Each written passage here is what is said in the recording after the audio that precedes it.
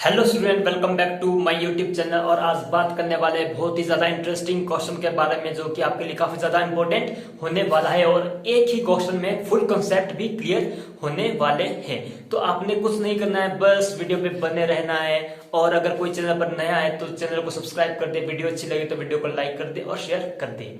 तो without any wasting time let's start the video.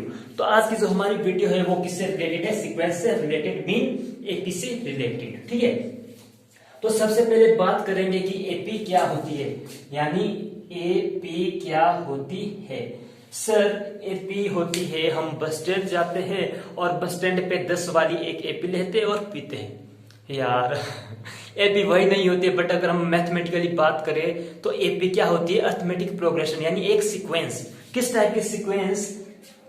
यानी कोई भी सीक्वेंस एक एपी तब बनती है अगर उनके बीच का जो डिफरेंस है वो क्या है? कांस्टेंट रहे। यानी उनके बीच का जो अंतर है अगर वो कांस्टेंट है तभी जाकर वो सीक्वेंस एक एपी बनती है। तो फॉर एग्जांपल जैसे आपके पास कोई सीक्वेंस है 2, 4, 6, 8, 10 एंड सो ऑन। ठीक है, आपके पास ये सीक्वेंस है। अगर इनके बीच का डिफरेंस यानी अंतर सेम है तभी जाकर ये क्या है? एपी बनेगी। तो इनके बीच का डिफरेंस चेक करते हैं। ठीक है, तो 4 minus 2 2, 6 minus 4 2, 8 minus 6 2, 10 minus 8 2 and so on. तो यहां से क्या मिलता है हमें कि जो इनके बीच का जो डिफरेंस है वो क्या है? कांस्टेंट है, यानी 2 2 है। ठीक है, तो इसका मतलब क्या है? जो ये सीक्वेंस है ये क्या है? एपी बनेगी।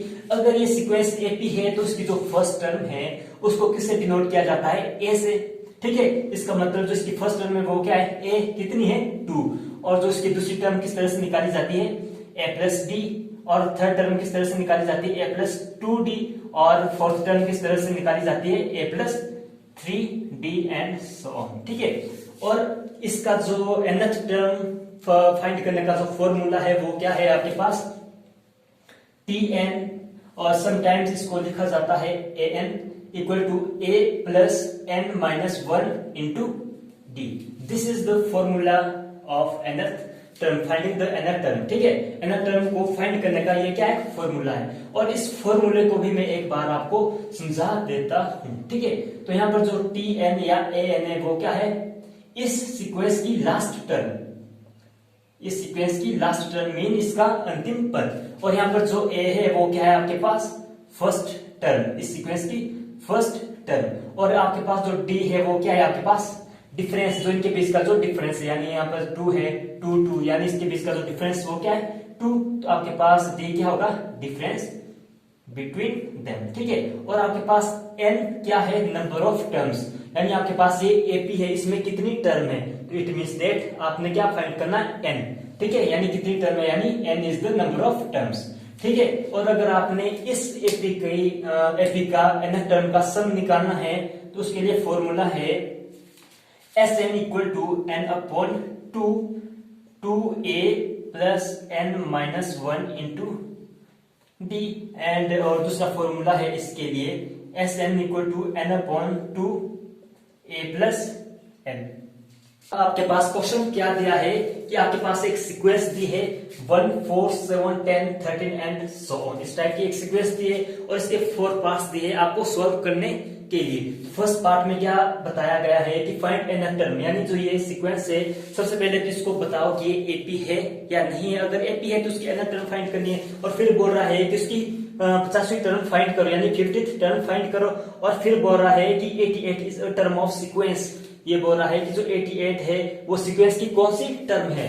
और फिर फोर्थ बोल रहा है कि 72 इज टर्म ऑफ सीक्वेंस और नॉट, यानी जो 72 है वो इस सीक्वेंस की टर्म होगी या नहीं होगी। तो किस तरह से इसको सोल्व करेंगे? बहुत ही इजी वे में इसको सोल्व करने की कोशिश करेंगे। आपने वीडियो पर बने रहना है बस। ठीक है, तो स्टार्ट करते हैं अपना सॉल्यूशन। ठीक है, तो आपके पास गिवन क्या दिए? आपके पास सीक्वेंस 1 4 7 10 13 एंड सो ऑन। सबसे पहले इसका अगर डिफरेंस देख लेते हैं। अगर डिफरेंस कांस्टेंट होगा तो ये क्या है? एपी होगी। तो इनके बीच का डिफरेंस क्या होगा? 4 minus 1 3, 7 minus 4 3, 10 minus 7 3, 13 minus 10 3 and so on. It means that ये क्या है? एपी होगी। अगर एपी है तो इसकी फर्स्ट टर्म क्या है?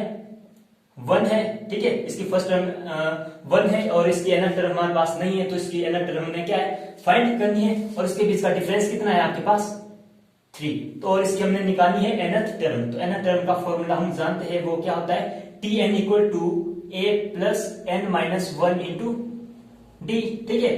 तो nth टर्म का पता नहीं है, तो a का पता है, a कितना है 1 plus n minus 1 into D, D कितना है आपके पास 3, तो Tn इक्वल टू 1 प्लस, अब इस 3 को अंदर इस ब्रैकेट में मल्टीप्लाई करो, ये n के साथ भी मल्टीप्लाई होगा और 1 के साथ भी मल्टीप्लाई होगा, तो ये आ जाएगा आपके पास 3n माइनस 3, तो Tn equal to 1 minus 3 minus 2, तो 3n minus 2। This is the last term of this sequence mean this AP, ठीक है। ये फर्स्ट पार्ट हो गया इसका सोल्व। फर्स्ट पार्ट में क्या कहा गया था कि इस एपी की आप लास्ट टर्म फाइंड करो। अब देखते हैं इसका सेकंड पार्ट। अब सेकंड पार्ट में क्या बताया गया है आपके पास कि अगर ये एपी है तो इसकी 50th टर्म फाइंड करो, यानी 50वीं टर्म निकालो। तो इसका मतलब है 50वीं टर्म का मतलब है कि n आपके पास 50 दिया है, इसका यही मतलब है, ठीक है। तो 50वीं टर्म किस तरह से निकालेंगे हम T50 करके, ठीक है। T50 इक्वल टू जो भी आएगा आपके पास, सबसे पहले लिख लेना है आपने कि वी नो दैट Tn, हम जानते हैं कि इसकी जो लास्ट टर्म वो कितनी है, Tn equal to 3n minus 2, ठीक है। हमने निकालनी है 50वीं टर्म, तो T50 equal to 3 into n कितना है 15 माइनस 2, तो 15 थ्रीजा कितना हो गया आपके पास 50, थ्रीजा हो गया आपके पास 150 minus 2 equal to 148। It means that जो इस एपी की 50वीं टर्म होगी वो कितनी होगी 148। और जो आपके पास थर्ड पार्ट दिया है, थर्ड पार्ट में क्या कहा गया है आपके पास कि 88 is a term of sequence, की जो 88 है वो इस सीक्वेंस की कौन सी टर्म होगी, ठीक है। यानी आपने यहाँ पर क्या है n फाइंड करना है, जबकि यहाँ पर क्या n दिया था, तो यहाँ पर n फाइंड किस तरह से आप करोगे, ठीक है। तो 88 क्या मानोगे आप last term, Tn equal to 88 करके चलोगे, और वी नो दैट Tn किसके इक्वल है 3n माइनस 2, तो 3n माइनस 2 इक्वल टू 88, ठीक है। तो यहाँ से n की वैल्यू क्या आ जाएगी आपके पास 88, यहाँ पर 2 माइनस का है तो पास जाके 2 प्लस का हो जाएगा, तो यहां से आ जाएगा आपके पास 3n इक्वल टू 88 प्लस 2 यानी 90, तो n equal to 90 upon 3, it means that 30। तो इसका मतलब क्या हुआ कि जो आपके पास 88 टर्म है वो सीक्वेंस की कौन सी टर्म होगी 30th टर्म, यानी 30वीं टर्म ये क्या है सीक्वेंस की होगी। और फोर्थ पार्ट क्या दिया है आपके पास, फोर्थ पार्ट को ही सोल्व कर लेते हैं, ठीक है। फोर्थ पार्ट क्या है आपके पास कि जो 72 है ये क्या इस सीक्वेंस की टर्म होगी या नहीं होगी, ठीक है। तो इसको किस तरह से हम सोल्व करेंगे, तो हम क्या मानेंगे यहाँ पर क्या है जो 72 उसको लास्ट टर्म मान के चलेंगे, ठीक है, कि जो Tn है 72 मान के चलेंगे, ठीक है। तो यहाँ पर Tn 72 है और वी नो दैट Tn कितना है आपके पास 3n minus 2, 3n minus 2 equal to 72, और यहाँ से n की वैल्यू निकालेंगे, n की वैल्यू क्या आ जाएगी 3n equal to 72 plus 2 74, it means that n equal to 74 upon 3, और यहां से 3 से 74 डिवाइड नहीं होता, इसका मतलब क्या है कि जो 72 है ये क्या इस सीक्वेंस की टर्म नहीं होगी। क्यों नहीं होगी, क्योंकि n must be a whole number, जो n है वो हमारे पास क्या है होल नंबर होना चाहिए, तभी जाकर ये क्या इस सीक्वेंस की एक टर्म बनेगी, ठीक है। क्योंकि यहाँ पर जो आंसर आएगा वो किसमें आएगा आपके पास पॉइंट में आंसर आएगा, ठीक है। और अगर ये होल नंबर होता तभी जाकर ये क्या है इस सीक्वेंस की एक टर्म बनती। तो आज के लिए बस ये क्वेश्चन समाप्त हो गया है, और उम्मीद करता हूं कि आपको इस वीडियो से कुछ नया सीखने को मिला है। और अगर आप वीडियो पे नए हो या चैनल पे नए हैं तो प्लीज चैनल को सब्सक्राइब कर दे, वीडियो अच्छी लगे तो वीडियो को लाइक कर दे और शेयर भी कर दे। तो मिलते हैं अपनी नेक्स्ट वीडियो में बहुत जल्द। आज के लिए बस इतना ही, थैंक यू।